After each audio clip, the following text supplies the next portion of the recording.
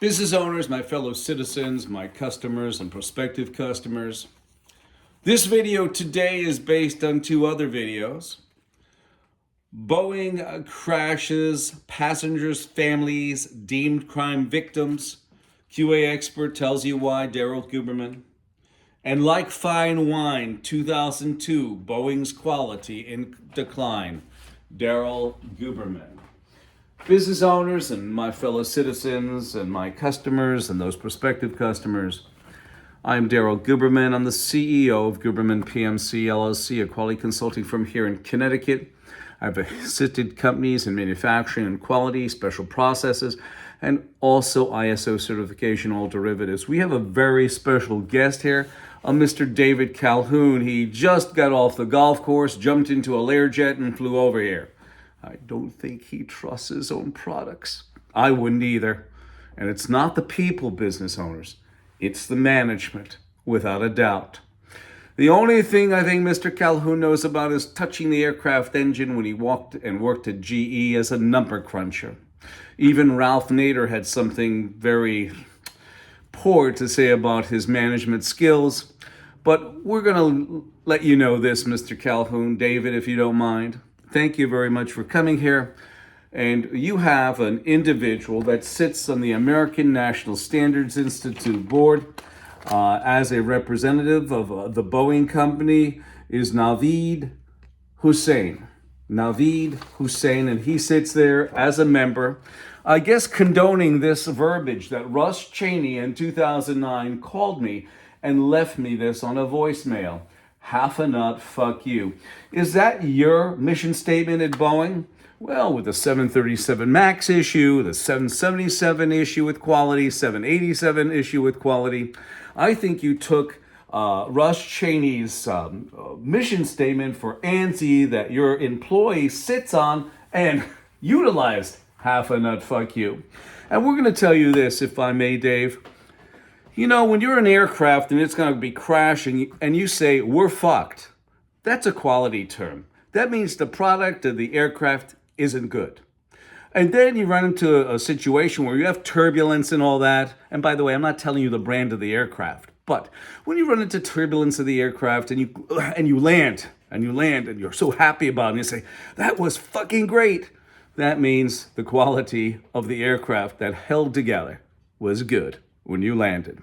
We're going to sit you down a second, Dave, because I don't think you know this as the CEO, because most CEOs have no clue about when it comes to quality. All they know how to do to the quality people is to lay them off. In 2002, Dave, that was probably before you were involved with it, of course, with Boeing. In 2002, ladies and gentlemen, business owners, there was a procurement quality integration team memo sent out to suppliers. It was July 1st, 2002, and this is what it said. It said, on-site Boeing survey of suppliers' quality system if need be. Our preference is to deal with proven suppliers with excellent quality performance and not have to do on-site quality system surveys. I understand through the grapevine that Boeing also designed and developed through the Professional Resource Institute, NADCAP for special processes, whether it's cadmium plate or anodized or non-destructive testing, etc. They developed that with PRI. They also are saying in this procurement document that we will take an AS9100, which is the aerospace certification for ISO standards. We will take that as a viable form of inspection. We don't have to go there anymore. Maybe a couple times, not all the time. We'll just take that piece of paper and say, they're good. I dealt, Dave, with a gentleman back in 2012-13 who worked for a registration company. And this, I'm not going to mention the registrations company, but it's in Texas. And he told me that he's called down at least once a year to talk and give all the AS9100 auditors a pep talk. And in that pep talk, they say that you must give corrective actions. Why? Because you, like the FAA did to you in 2009, you succeeded inspection to an AS9100 certificate. Why, ladies and gentlemen? I will tell you why.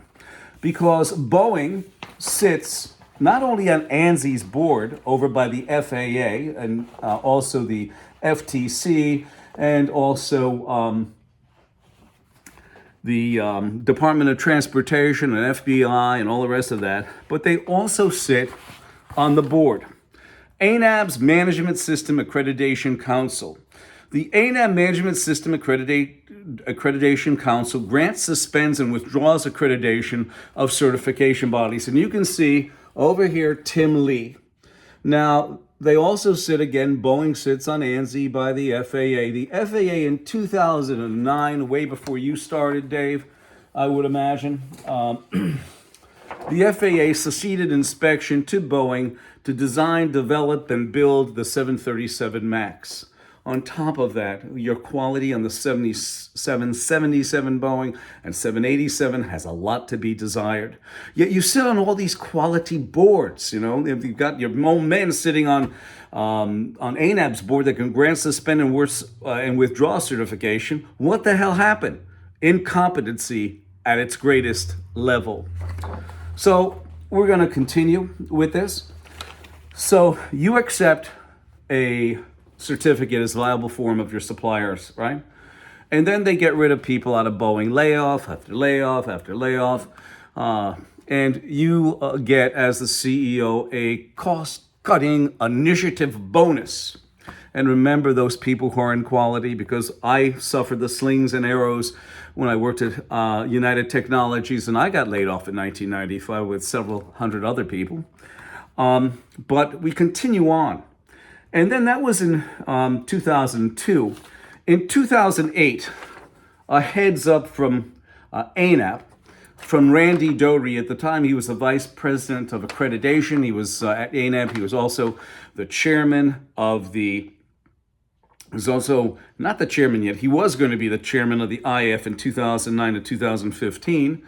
And he was going to get on as a principal on the IF tax form.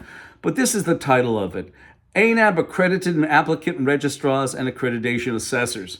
ANAB investigation of complaints from Boeing and other aerospace OEMs because their lack of getting back to Boeing about, you know, issues about their suppliers. And when Boeing went in to some of these suppliers, they discovered even more glaring rejections than what they, you know, what the registrar that they were, you know, using at their suppliers, what the registrar wrote up in corrective action. So Boeing themselves, when they went in there, when they had to go in there, unbelievable. We would gladly send you this, by the way. We have copies of it, 203-556-1493 or Daryl, tqrs@yahoo.com. I will say this, Dave. In 2013, I gave a speech at the American Society for Quality. And there was a guy, Dave Levy, there, Region 3 director. And they basically, you know, Dave was sent there to not discredit me, but, you know, to unhinge me, and he couldn't do it. And he said that, you know, ANAB supports us. So at the time, Dave, ASQ, owned ANAB 50%. The American Society for Quality owned ANAB 50%. You also have ANSI, the American National Standards Institute, that owned ANAB 50%. So we had 50% acceptance as a private, non-ANAB accredited, but we were accredited and we are accredited, non-ANAB accredited registrar. So you have a guy, ASQ, say fantastic. In 2016, Randy Doherty, actually 2014, Randy Doherty was the vice president of ANAB, chairman of the IAF, and also he was also on the IAF tax form 990 as the principal. He basically said we do not recognize certifications or accreditation bodies that are not members of IAF. I don't need to rehash this. You can read it yourself. You'll find it in those videos below that reference Boeing. 2 years later, and look at it, Dave, you know what the most abominable thing is? You had ASQ that said, Daryl, ANAB has no problem. He was basically talking for, I would imagine, Randy too, because, you know, but it's a 50% ownership, so let's hold back. Then Randy comes along in 2014, a year later, not getting the memo from Dave Levy to talk about this. It's, there you go, quality out of control. Just like it is at Boeing when they sit on ANAB's board that they can grant, suspend, and withdraw certification. Business owners, let me just interject. As Boeing sits on ANSI, the FAA, as I said in 2009, seceded inspection, means released inspection techniques to Boeing. They must have done it with a 777, 787 because it's in the trash. But the FAA tried to come back and be strong, but they've been in a weakened condition for years, just like the FDA. So this is what we received from Randy. We received an invitation to join in 2016. But Dave, unlike you, we are proud Americans. And the reason why I say this is you'll find out very shortly that the reason why we didn't join is because we're proud Americans. Getting involved with ANAB and IAF as we were asked to, okay, Randy basically seceded management skill to this guy Zhao Jinwu, a communist Chinese national for the IAF incorporated in Delaware. Let's continue, Dave, will we? And this is it. This is the other 50%, which we really didn't need because we didn't want to go on there, especially in 2016 with that invitation. He said, but we recognize and accept, okay? We recognize and accept there are conformity assessment bodies, registrars, and accreditation bodies, such as your body and your accreditation body that are not part of the IF and ILAC structure. So there we go. You had the ASQ in 2013 say, Daryl, ANAB supports you. We have no problem. You have Randy Doherty, who's the ANAB VP and also the chairman of IAF. In 2014, go, we don't accept you. We don't, basically that. But he didn't get the memo from Dave. Now in 2016, we get invited. In 2016, he said, but we recognize and accept. So there we go. We have 100% acceptance. Yeah, they didn't tell a company like Boeing. In fact, on your supplier portal, Dave, it must be ANSI, ANAB, or international equivalent. And when you pull back the skin of that cadaver, you find out the international equivalent could be Iran, Pakistan, and don't let anybody kid you. They're going to say, he's lying. No. Randy said an IAF MLA is equivalent in accreditation to ANAB. I have that document many times. You'll see it in the Boeing videos down below. Yes, so that means Iran and Pakistan, two countries that admitted to harboring some of the terrorists of 9/11, Pakistan, who harbored Osama bin Laden. On top of it, you have Lockheed Martin, your supposed competitor, sitting on the IAF right over by these companies, and they are associate members, Dave, which means, Lockheed's associate member at the time, which means that they could vote on policy, yet they kept them there. An American, number one supplier of American military goods, and they're loving every minute of being controlled and manipulated by communist China. Let me just give you a background too, Dave. In 2009, Lockheed Martin got hacked by China, taking the F-35. In 2012, a division of United Technologies, Sikorsky aircraft, got hacked by China, taking a lot of information. The T-700 engine, the UH-60 Black Hawk. In fact, there is a video that I have that I will be putting up here as well that shows you the Chinese Black Hawk version and also the F-35 Chinese version of that aircraft that they definitely stole. You look at these aircraft, they are identical. So you look at that. In 2015, Lockheed Martin goes to purchase this already raped technological company for $9 billion. Okay, in the Connecticut Mirror, it states, so Connecticut Magazine, with China's okay, Lockheed Martin closes in on the purchase of Sikorsky aircraft. Look that up, Dave. Look it up. Have your board members get away from the cocktail table and look this article up, or get off the golf cart. And, you really, what happens is if you stay in the golf cart too long, or your chauffeured car, the blood pulls up in your tuchus and it cuts it off from the brain, okay? Anyway. So, on top of that, you have Rosa DeLauro, you have Jim Himes, Christopher Murphy, and you have Richard Blumenthal all say this. Rah, rah, Lockheed working with an international regulator. They were so happy that Lockheed was working with communist China. Underneath that little American lapel pin that they have, I bet you it says made in China anyway. So we continue on. We looked further, Dave. We found out that ANSI, ANAB are underwriters for the international accreditation form that's incorporated in Delaware, and also ILAC, the International Laboratory Accreditation Cooperation. You may not know what an underwriter is. An underwriter is any party that assumes for a risk another party's risk for a fee. Assumes another party's risk for a fee. So basically, ANSI ANAB takes all legal responsibility for those organizations that are similar, or like Randy says, Iran and Pakistan are, because their IFMLAs are similar or exactly the same as an ANAB accreditation. You have ANSI, which is the American National Standards Institute. It is a private, not-for-profit, non-governmental corporation that has federal agencies and corporations on board. 2015, Dave. 2015, Randy Doherty, the Vice President of ANAB, Chairman of the IAF, and also the principal on the IF 990 tax form.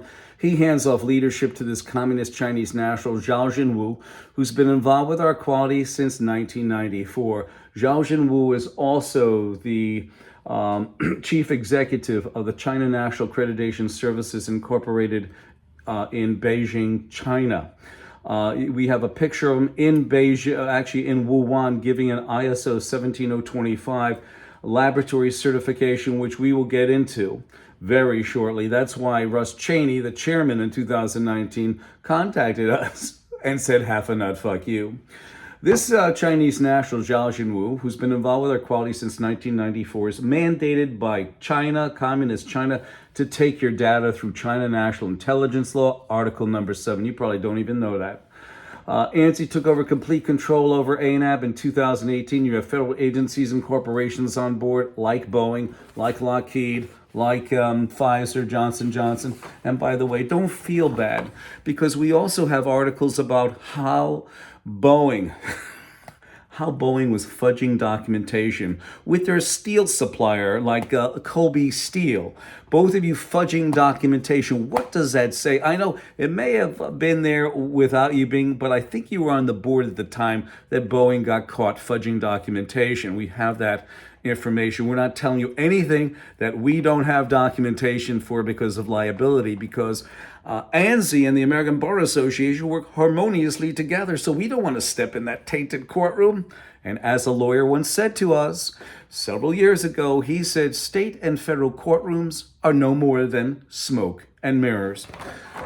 Also, Dave, you have 10 different registrars in China that can issue an ANAB accredited certification. 10. We're going to go back because this is fascinating.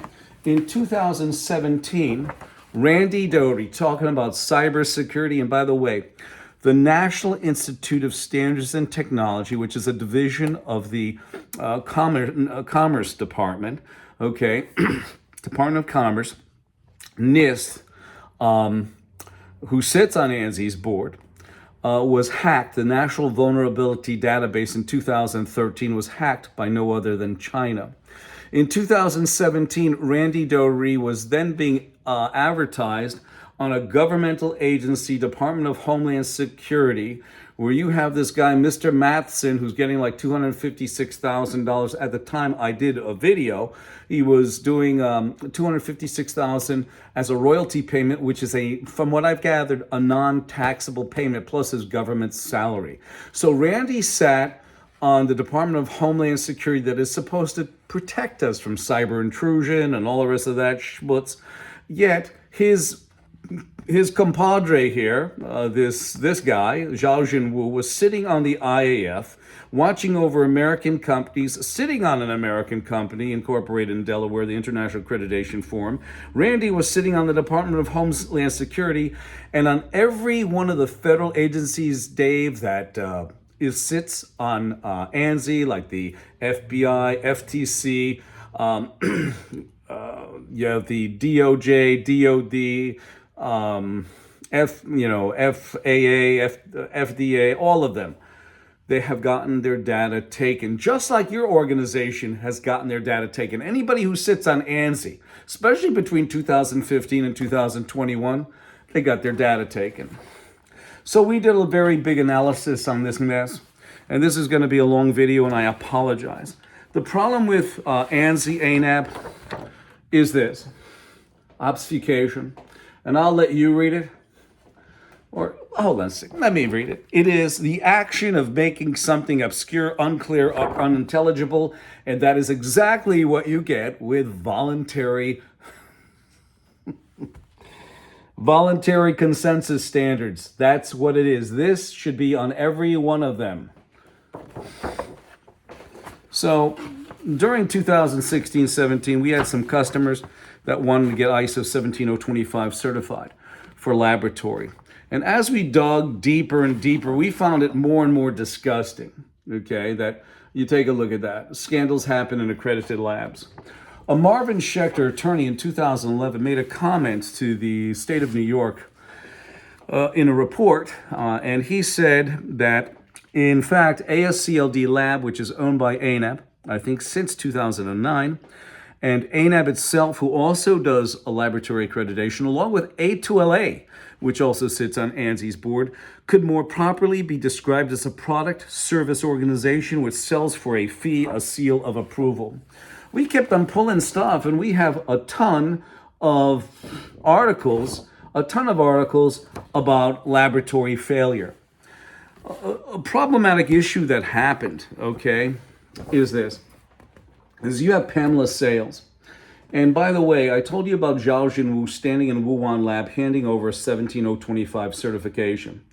Now, many things have come out, conspiracy theorists, screw that terminology. But anyway, many people have said that the virus, COVID, came from the Wuhan lab. Well, Pamela Sale confessed to it in these short sentences she gave during deposition concerning a laboratory problem in that state. And this is what she said.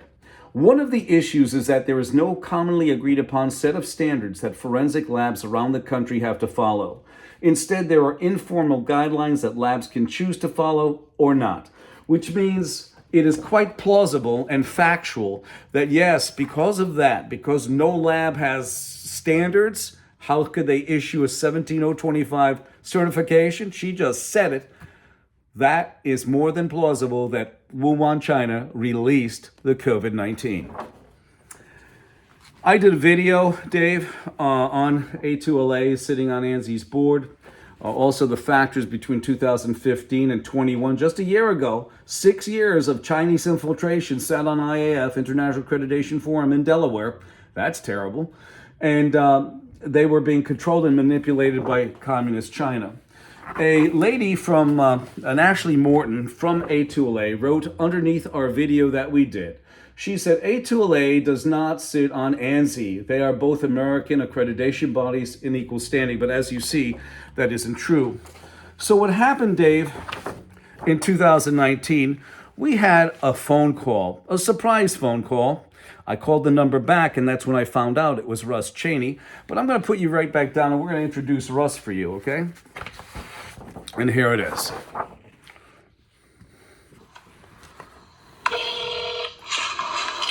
Chaney, please leave a message and I'll return your call as soon as possible. Record you.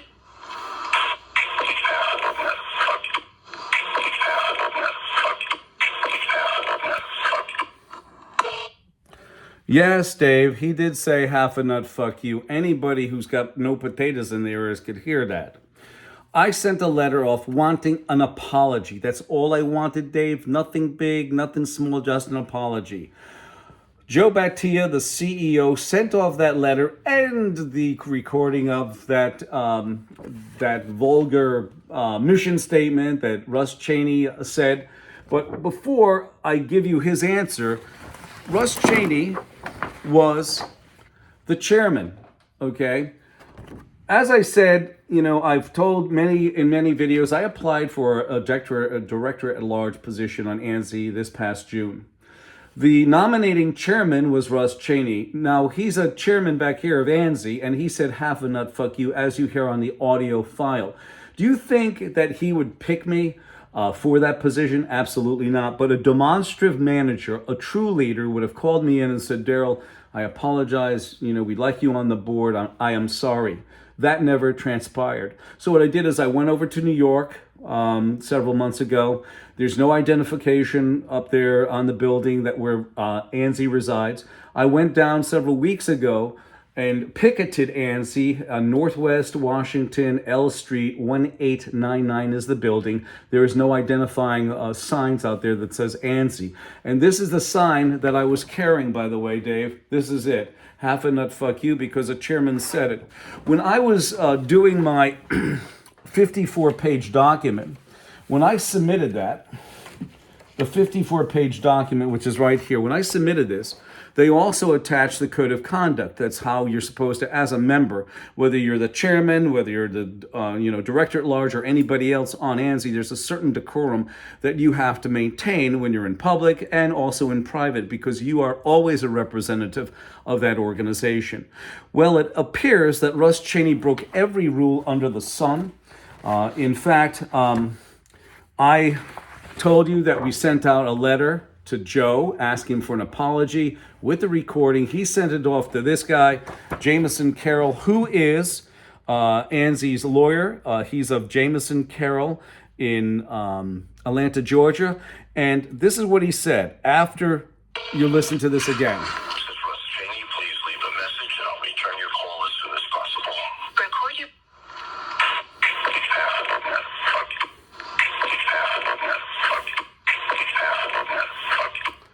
Yes, his lawyer said, after analysis, we were unable to identify any harassing or objectionable content in the brief audio file provided. That's what he said. Do you find that disgusting? And remember this again. Russ Chaney is the chairman. On top of it, that lawyer, after I sent him a letter, I sent to 100 members on ANSI's board and members. And I sent another letter following that up, and I ended up with 148 kickbacks, the original 100 plus another 48 that I never even wrote to. What does that tell you? And this is what he said. Please do not direct any further communications to ANSI board members or employees. Any concerns you have should be addressed to me directly. Yeah, addressed to him, because he doesn't want you to know that they were watched over by communist China. He doesn't want you to know that you, Boeing, had a procedure that said, yes, we will take a AS9100 and screw our audits.